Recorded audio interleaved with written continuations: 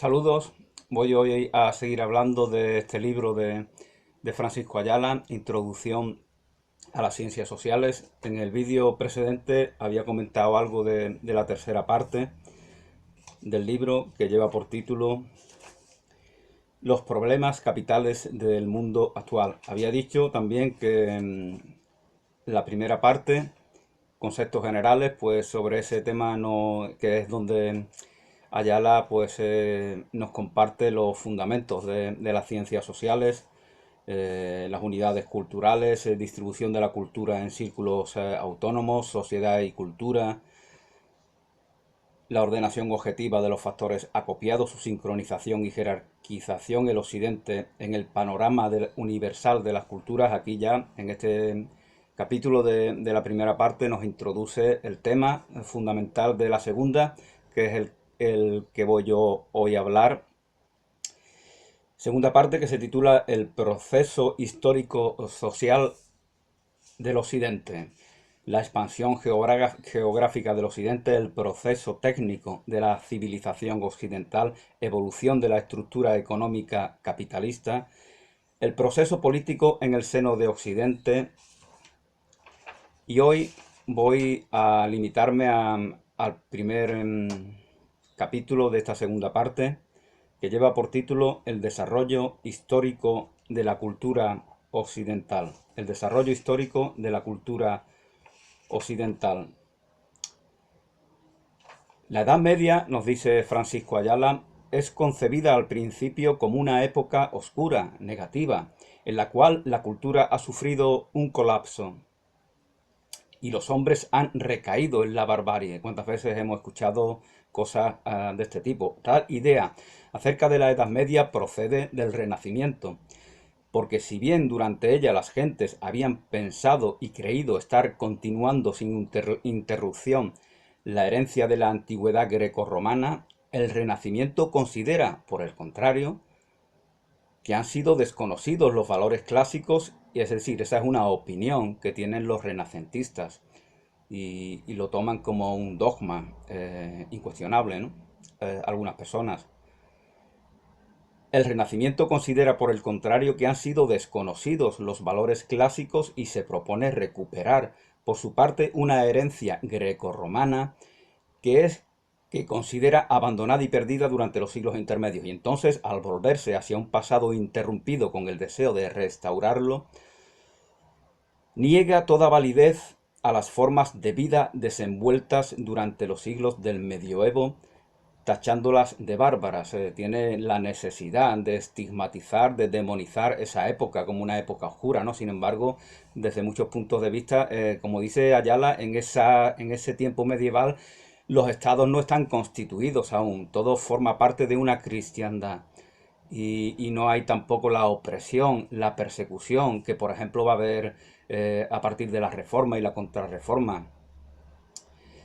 Y es con el Renacimiento, dice Ayala, cuando verdaderamente empiezan a constituirse los estados y por eso necesitan de una religión que ellos puedan utilizar. Y por eso nace la iglesia anglicana, las iglesias protestantes. Y por eso se da esa utilización, esa manipulación interesada de la corona de Castilla con respecto a la iglesia católica, a la religión católica.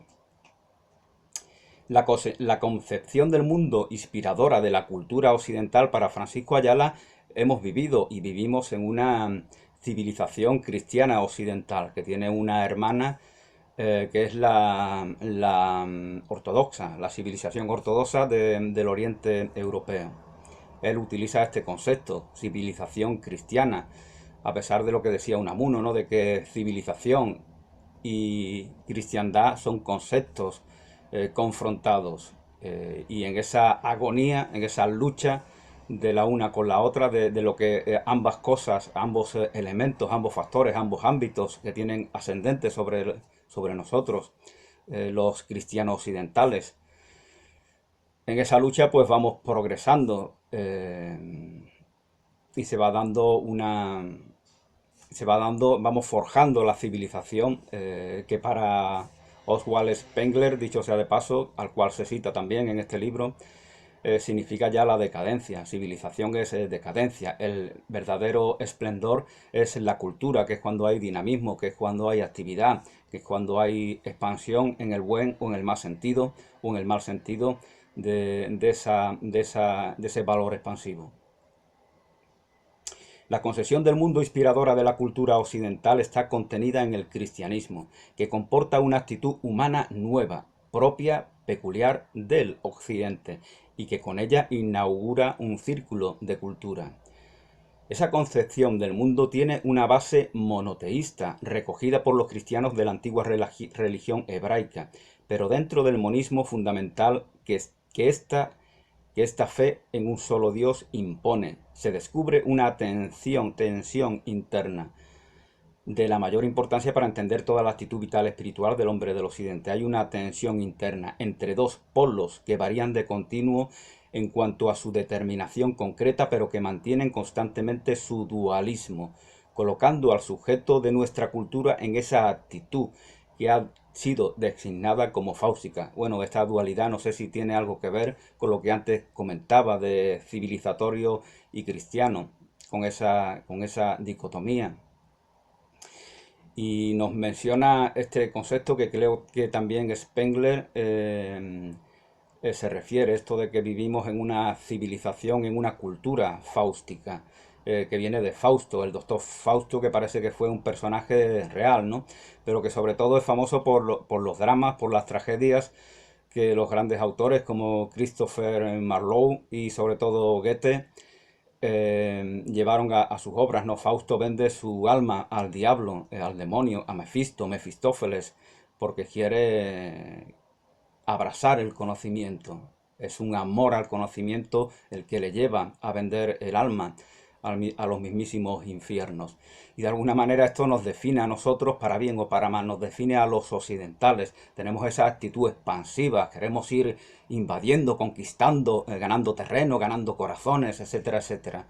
Y eso es un problema, eso se convertirá en un problema cuando el mundo se acabe, cuando ya el mundo no tenga más espacio. Entonces queremos conquistar la luna, entonces creamos modos de organización económico-social como el capitalismo, porque queremos expandir, crear, producir. Es una inercia fáustica y esa virtud, en esa supuesta virtud está también un evidente defecto. Desde mi punto de vista, y esta es mi opinión personal, es una perversión de valores masculinos. Que lo masculino es eléctrico, es expansivo, que va desde adentro hacia afuera, como bien va el espermatozoide indicando en su manera de conducirse. Entonces es una perversión de ese valor nómada, de ese valor peregrino, de ese valor de la libertad del pirata que cantaba Lord Byron o Espronceda o el mismísimo Mishima, sobre el cual hizo un vídeo cuando equiparaba el mar con la libertad, ¿no? Y por lo tanto el individuo que va con su barco es porque está eh, disfrutando o padeciendo todo el valor de su libertad. Pobre barquilla mía, entre peñascos o rota. Creo que era Lope de Vega el que decía eso. La barquilla significa, representa la individualidad. Y si está entre peñascos rota, es que la individualidad ha sido cruelmente maltratada. Por lo tanto, en el terreno de la teología, el dualismo interno envuelto en la actitud monista básica se manifiesta por la contraposición de Dios y el diablo, principios del bien y del mal, no concebidos en términos absolutos como el gnosticismo pretendió, así lo entiende Francisco Ayala, sino de manera tal que, no obstante ser principios opuestos, el bien y el mal, Dios y el diablo, el uno, el principio del bien, la divinidad, prevalece sobre el otro. Hay una convicción a lo largo de la Edad Media de que el bien prevalece, de que la providencia está en todo lo que acontece de manera mágica, de manera misteriosa, de manera enigmática, poniendo su mano para favorecer a unos y desfavorecer a otros. Esa idea está en las convicciones de los ciudadanos del medievo. A partir del Renacimiento, esto evidentemente, para bien o para mal, va a cambiar. Para mal porque va a haber algún elemento negativo, del cual tal vez hablemos posteriormente. Existe una lucha entre ellos, pero una lucha decidida de antemano, en cuyas peripecias, sin embargo, para los efectos humanos se encuentra comprometido el destino de cada uno. La lucha está decidida. Dios va a vencer, el bien va a vencer, el amor se va a imponer. Pero para ti o para mí eso no nos determina en nuestra realidad cotidiana, en cómo gestionamos nuestra individualidad, en cómo gestionamos las relaciones que conservamos, mantenemos, expresamos con todos nuestros semejantes. Al contrario, la convicción de que el bien va a vencer nos hace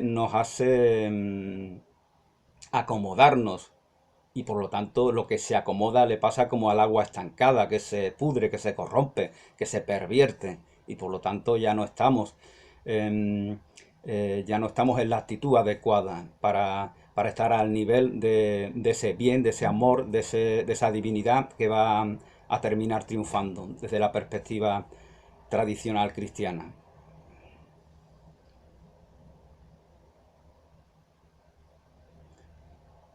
En el terreno de la teología, eso en el terreno de la teología, pero en el terreno de las distinciones valorativas, el dualismo se establece de diferentes maneras al contraponer lo temporal o mundanal a lo eterno, al contraponer lo temporal o mundanal a lo eterno. Mi reino no es de este mundo, al César lo que es del César. Bien, pero estamos en esa agonía del cristianismo a la cual se refiere a Unamuno, estamos inmersos en ambas realidades. Estamos en la realidad del César, estamos con la conciencia de que hay un reino de Dios en nosotros, que es el reino del Redentor, al cual se refiere Jesús.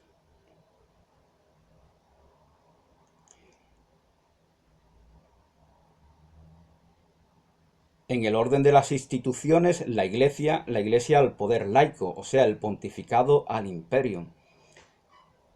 El pontificado, que es ese puente, pontífice viene de puente que nos permite acceder a esa divinidad. Y esto evidentemente pues va a ser explotado por, por las iglesias o por los que usurpan el poder eclesiástico de manera interesada.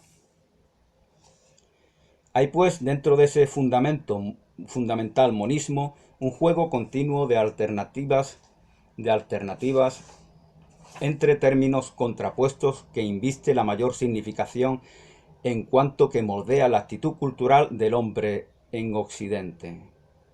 El hombre fáustico de la cultura occidental se concibe a sí mismo de una manera peculiar, distinta de todas las concesiones culturales que prevalecieron antes.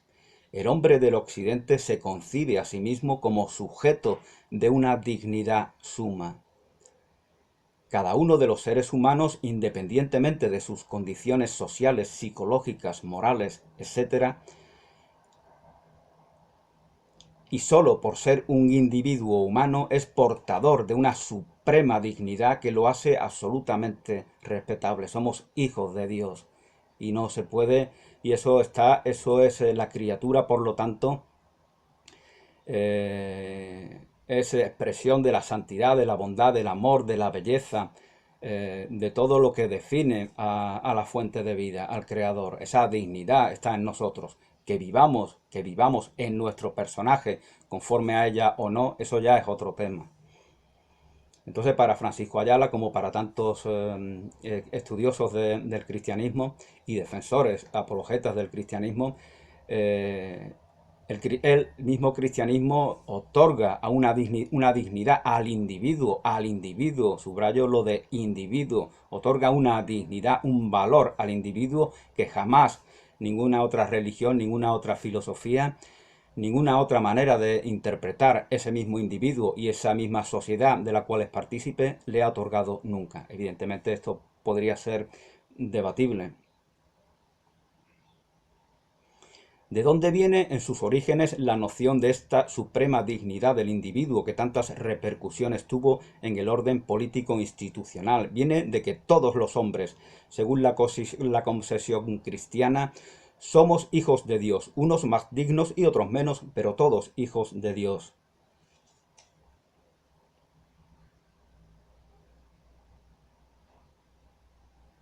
Y esta común filiación en la divinidad es lo que atribuye a todo hombre, aun al peor de los hombres, una dignidad esencial que está por encima de cualquier diferencia y que lo hace absolutamente respetable. Pero esa dignidad suprema reconocida al individuo en el occidente significa al mismo tiempo una carga. Recuérdese la carga del hombre blanco, ¿no? Que decía algún famoso escritor británico, pervirtiendo de alguna manera el significado real de esta presunta carga. Una carga para cada uno de los individuos porque el hombre entendido como hijos de Dios no se encuentra colocado de antemano y definitivamente en la plenitud de esa dignidad. El Redentor nos redime, pero aquí estamos en un mundo donde hay guerras, donde hay crueldades, donde hay injusticia, donde hay opresiones, donde se expresa la lujuria, la gula, la envidia, la codicia, la soberbia permanentemente, y es lo que rige, lo que reina, lo que impera en el mundo, desgraciadamente. Por lo tanto, la labor redentora de Cristo no se ha operado ni en los individuos ni en las sociedades de las cuales son partícipes. Solamente está la semilla de esa redención.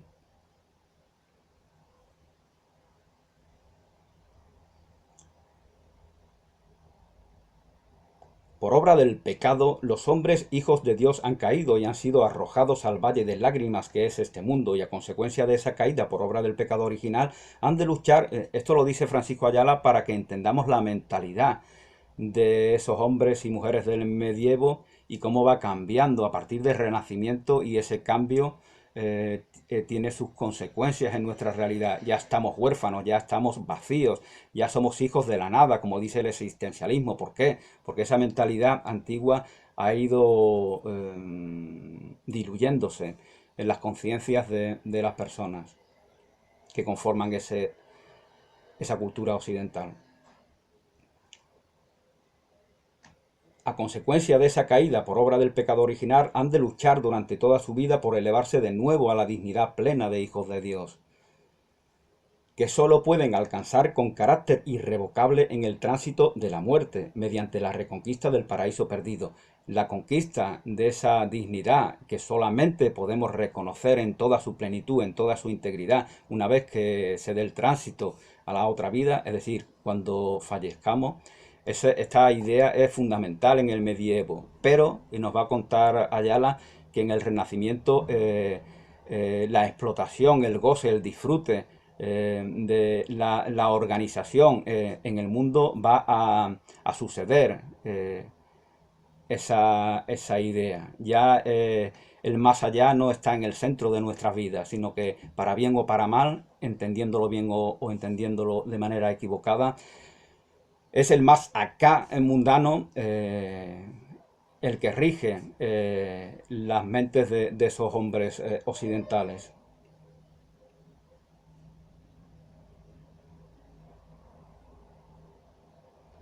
Así, el hombre occidental, a efectos de la concepción cultural básica que lo configura, está destinado a una perpetua e incesante lucha en la que se juega su destino a cada momento, a cada paso, y no otro es el esquema de la actitud cultural fáustica del hombre en Occidente. Somos como Faustos. Ese ser Fausto es de alguna manera expresión de la caída en el pecado. Que queremos comer del árbol del conocimiento del bien y del mal. ¿Por qué? Porque no tenemos fe en el bien, no tenemos fe en nuestra integridad, no tenemos fe en que somos esas criaturas santas, sagradas, transparentes, inocentes, puras, elevadas, creativas. Como no tenemos esa fe, necesitamos indagar, y de aquí sale esa filosofía, esa razón filosófica que posteriormente cuestionará María Zambrano, como ya lo había cuestionado, por ejemplo, Nietzsche, por ejemplo, Hölderlin, sobre los cuales hice diferentes vídeos que están aquí en este canal.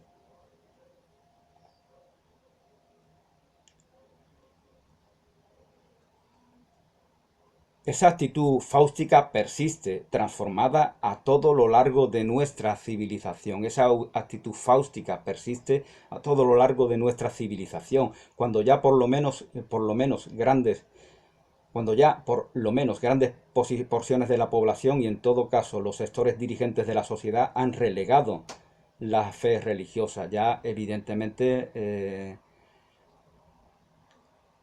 el común de las élites que dirigen, gestionan o intentan hacerlo, nuestras sociedades no tienen no tienen no son movidas por ningún tipo de fe religiosa.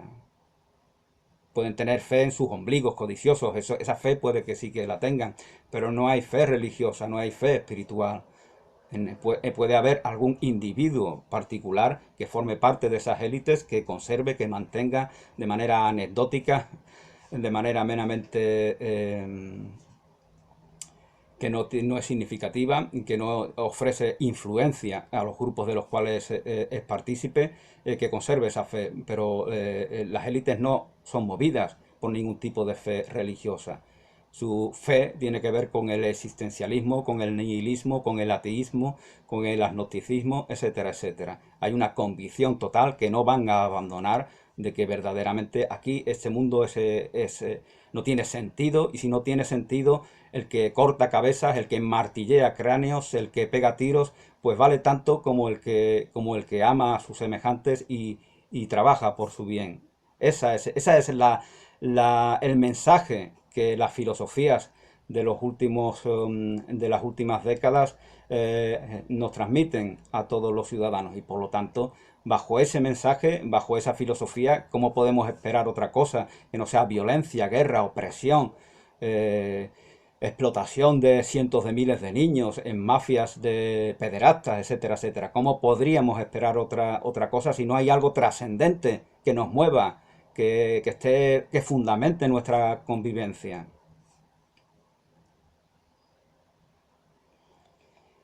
Y persiste hasta el punto que la última gran filosofía que ha prevalecido en Occidente, el existencialismo, consiente ser interpretada como una versión profana de aquella concepción religiosa originaria acerca del hombre y su destino. Aquí me está desmintiendo Francisco Ayala. El hombre, como estando en el mundo arrojado por el pecado original de su naturaleza y en lucha incesante por hacerse a sí mismo, por constituirse y alcanzar un ser que solo en el punto de la muerte se fija irrevocablemente. Esto me recuerda a lo que decía Albert Camus, ¿no? De cómo el marxismo, en las revoluciones marxistas que buscan un paraíso en el más allá temporal, de alguna manera son una especie de versión de la tradición cristiana, que nos habla de un paraíso. Y algunas sectas cristianas, dicho sea de paso, también hablan de ese paraíso terrenal que se ha de dar aquí en este mismo planeta que ahora mismo, en el cual ahora mismo vivimos.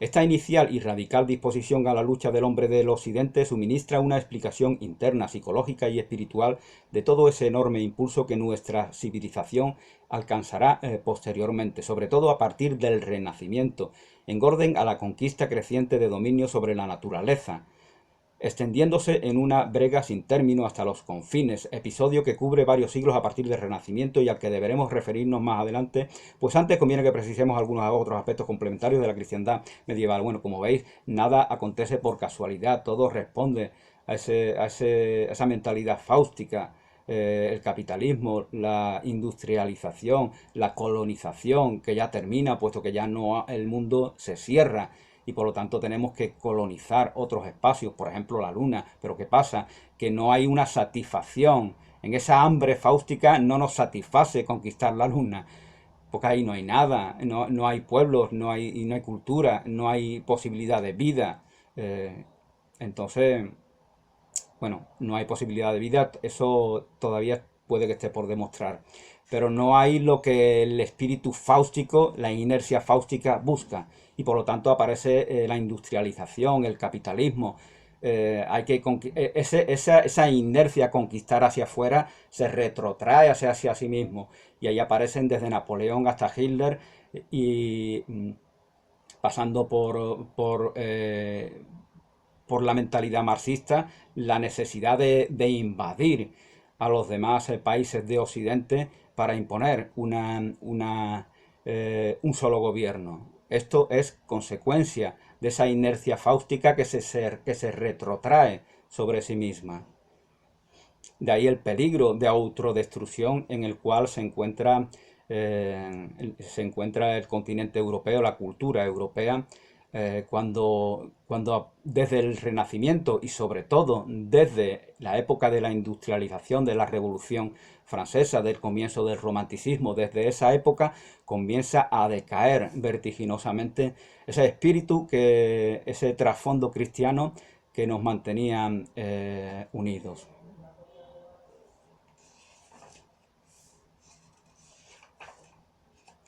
Decíamos antes que el Renacimiento supone un cambio súbito de actitud frente al mundo y sobre todo frente al pasado inmediato, en el sentido de que mientras la Edad Media había pensado que estaba continuando la tradición greco-latina y que seguía viviendo dentro del Imperio Romano, al llegarse el Renacimiento parecen darse cuenta de que de pronto las gentes de que no ha sido así, de que ha habido una ruptura de continuidad, de que el pasado inmediato, los siglos inmediatamente anteriores, lejos de ser una prolongación de la vida antigua, habían sido su negación directa. Descubren la antigüedad tal como fuera, en su periodo de florecimiento, en su magnífico apogeo, y deciden reanudar esa tradición interrumpida, tomando como modelo para su propia vida las formas de vida grecorromana.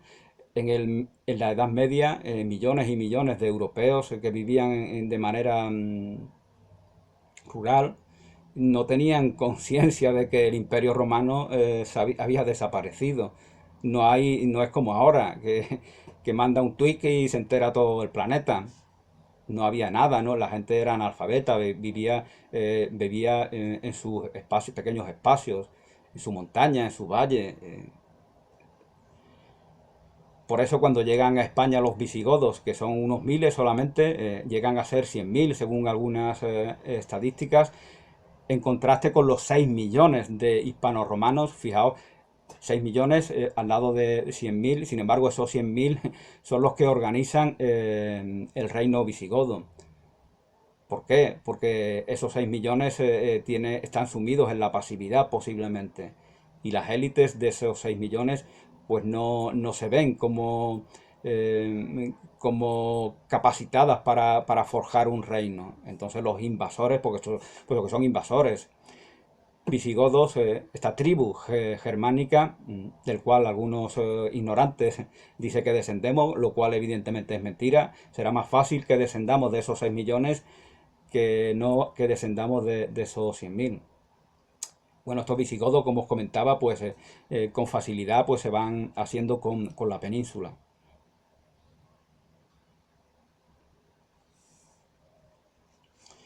El Renacimiento, por lo tanto, significa un punto de partida para una vida nueva, vuelta de espaldas al pasado próximo, opuesta a los siglos oscuros, y eso naturalmente supone una gran crisis histórica y social. No en vano los historiadores toman este periodo como gozne, articulación y línea divisoria entre las grandes épocas de la civilización occidental. Claro está que conforme se han estudiado más al detalle los diversos aspectos en que se manifiesta dicha crisis, han ido descubriéndose vinculaciones con el paso próximo que, en el primer momento y bajo la influencia de las propias afirmaciones de los hombres renacentistas, no habían sido percibidas. En realidad, cada una de las manifestaciones que se ofrecen como típicas de esa etapa histórica encuentra su antecedente en tiempos anteriores. Los descubrimientos geográficos con el Renacimiento, pues se inicia la expansión. Esos italianos, esos navegantes italianos se encuentran con un problema. Los turcos, los otomanos han conquistado gran parte de Oriente y entre ellas pues Constantinopla, ese Estambul, el que era un puerto fundamental para la navegación de estos italianos. Entonces se empiezan a venir a España y a Portugal, es decir, a Aragón, Castilla, Portugal, en donde se van forjando imperios, estados sólidos. Y por lo tanto pueden disponer, pueden comerciar ahí. Y ese es el motivo de que Cristóbal Colón, sobre el cual hice un vídeo, se venga a vivir primero a Portugal, luego a España y de ahí ofrece sus servicios a la reina Isabel y se da la conquista de América, de la cual Cristóbal Colón no tenía ni idea porque murió sin saber que había descubierto un nuevo mundo. Los descubrimientos geográficos sobre los que se tiende la primera línea que hemos de estudiar comenzaron antes. El progreso técnico, así como también la formación del capitalismo, tienen igualmente su iniciación en siglos anteriores y otro tanto puede decirse de la constitución de las monarquías absolutas. Pero lo que le presta su carácter decisivo al Renacimiento es que todas esas direcciones, en lugar de ocupar un puesto secundario y, por así decirlo, subterráneo desde el punto de vista histórico, salen ahí de pronto a la superficie. Se colocan en primer plano, se combinan unas con otras y confieren una fisonomía propia y distinta a la nueva era que se está inaugurando. Históricamente, el gran nudo de acontecimientos que inauguran la época moderna está presidido por el reinado del emperador Carlos I de España y V de Alemania, que representa un último y gran intento, así lo piensa Francisco Ayala, de mantener la unidad cristiana del Occidente. Una vez elegido emperador y colocado así a la cabeza del Sacro Imperio Romano, es decir, a la cabeza de la cristiandad, cumple desde esa posición esfuerzos verdaderamente magníficos por mantener y restablecer su quebrantada unidad espiritual. Esos esfuerzos se concretan en lo que se llamó política de Cristo. El emperador personifica en sí mismo a la propia figura de Cristo. Eso es una usurpación también. El propio Francisco Ayala utilizaría este lenguaje, aunque aquí parece que está alabando a esta figura del monarca Carlos I. Una política de Cristo religiosa que trataba de conectar la actitud renacentista con los dogmas de la religión católica. El promotor más egregio de este tipo de religiosidad fue Erasmo de Róterdam. Pero Erasmo de Róterdam posteriormente, una vez que llega la contrarreforma que persigue a San Juan de la Cruz, a Santa Teresa de Jesús, a Fray Luis de León, al cual meten en prisión durante algunos años, etcétera, etcétera. Esa contrarreforma va a ser que va a crear una realidad opresora. También la reforma lo creará en las naciones protestantes. Es decir, va a haber menos libertad de la que había en pocas décadas antes, cuando Erasmo de Róterdam escribía lo que escribía, que no hubiera podido haber escrito 2 o 3 décadas posteriores. Y el movimiento espiritual erasmista encuentra en España una gran parte de sus secuaces más destacados alrededor del emperador, empezando por su propio secretario, Alfonso de Valdés. Dicho movimiento se encamina a lograr el mantenimiento de la concordia dentro del orbe cristiano, transigiendo en lo posible para reducir el protestantismo a la obediencia de la Iglesia. Es bien sabido cómo el intento de mantener de este modo la unidad de la cristiandad realizado por Carlos V fracasa. Conocemos de ese fracaso. Muchos fracasos tuvo Carlos V, que, dicho sea de paso, vivía de espaldas al continente americano, como si no inconsciente de la importancia que posteriormente iba a tener. Fracasa igualmente su intento de reducir el protestantismo con la violencia. Primero lo intenta cordialmente y luego a través de guerras, pero no lo consigue, pierde esas guerras. El protestantismo prevalece al fin en una gran parte de Europa, aquella parte de Europa que precisamente de ahí en adelante había de gravitar en creciente medida sobre la línea del desenvolvimiento histórico. Las naciones católicas en el sur de Europa pasan a un segundo plano y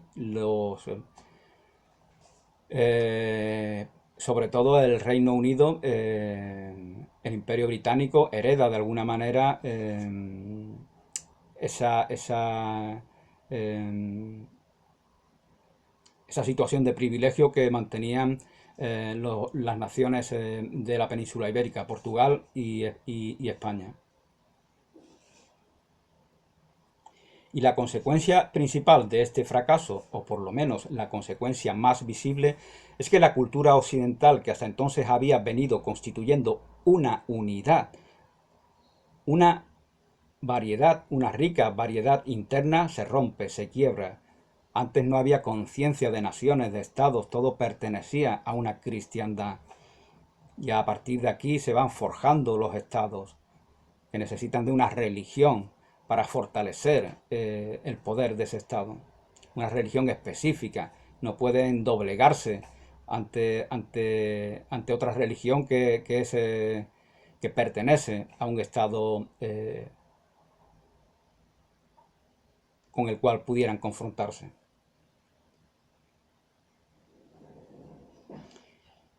De ahí en adelante ya no podrá hablarse más de una cristiandad, sino de una multitud de naciones, de un conjunto de soberanos que actúan históricamente en competencia los unos con los otros, que luchan entre sí con frecuencia y que promueven un fenómeno de concreción y de estalización cultural divergente dentro de los moldes o crisoles de cada uno de los respectivos estados políticos, según tendremos que analizar más adelante cuando nos ocupemos en particular del correspondiente proceso.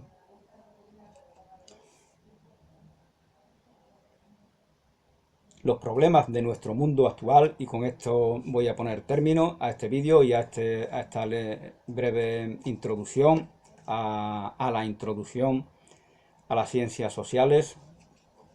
Los problemas de nuestro mundo actual, todos ellos son problemas que surgen al cabo de este proceso. No podríamos entender ninguna de las cuestiones que debatimos a diario si no conociéramos el proceso conjunto en el cual se originan.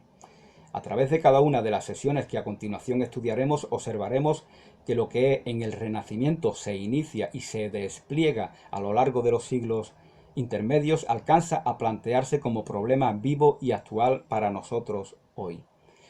Forjar Internet, forjar la World Wide Web, las redes sociales, este mundo virtual, eso también tiene que ver con ese instinto fáustico, esa inercia fáustica, para bien o para mal. Por lo tanto, pero cuando Francisco Ayala escribe esto, todavía no existe este mundo virtual. Bueno, sí existe, pero no se ha extendido para uso de todos los ciudadanos. Nosotros hoy en el orden geográfico estamos enfrentando los problemas que derivan de un mundo que se ha achicado y cerrado, un mundo que está totalmente bajo nuestro control y que por haberse achicado y cerrado ya no permite nuevos despliegues a la actitud fáustica del hombre occidental. En el orden de la técnica también hemos llegado, también subraya Francisco Ayala el hecho de que confundamos ciencia con técnica y que eso tiene que ver con nuestra manera de pensar, con la idea de que la ciencia está al servicio de la técnica, cuando verdaderamente no es así, no es así. La ciencia busca el conocimiento, no para aplicarla técnicamente, son dos cosas distintas. Técnica es técnica, ciencia es ciencia. En el orden de la técnica también hemos llegado a un punto que abre perspectivas insondables con problemas de hondura abismática Igualmente, la economía capitalista ha arribado a lo que pudiera llamarse una situación límite. Y por último, en cuanto a la organización política, es evidente que estamos asistiendo al ostensible concretarse de formaciones que suponen la superación de los anteriores estados nacionales soberanos. De modo, pues, que todos los problemas sociales de nuestro tiempo derivan de aquel proceso iniciado en el Renacimiento. Y con esto pongo término a mi personal visión de este libro de Francisco Ayala, Introducción a las ciencias sociales. Francisco Ayala, que nació en Granada en 1906, cursó Derecho y Filosofía, estudios que amplió en Berlín en el año 29, 3-4 años antes de la llegada del nazismo a Alemania. Perteneció al grupo de la revista de Occidente. Allí conoció, pues evidentemente, a Ortega y Gasset y a Zubiri y a Pérez de Ayala, etcétera. Impartió clases de Derecho Político en la Universidad de Madrid. Tras la Guerra Civil conoció un largo exilio en ambas Américas que no acabaría hasta los años 60. Él cuenta en una entrevista a Joaquín Soler Serrano, que podéis ver aquí en YouTube. El programa se llamaba A Fondo y hay muchas entrevistas interesantes a Borges, a Dalí, a Cela, a Umbral, a Carlos Fuentes, a Vargas Llosa, etcétera, etcétera.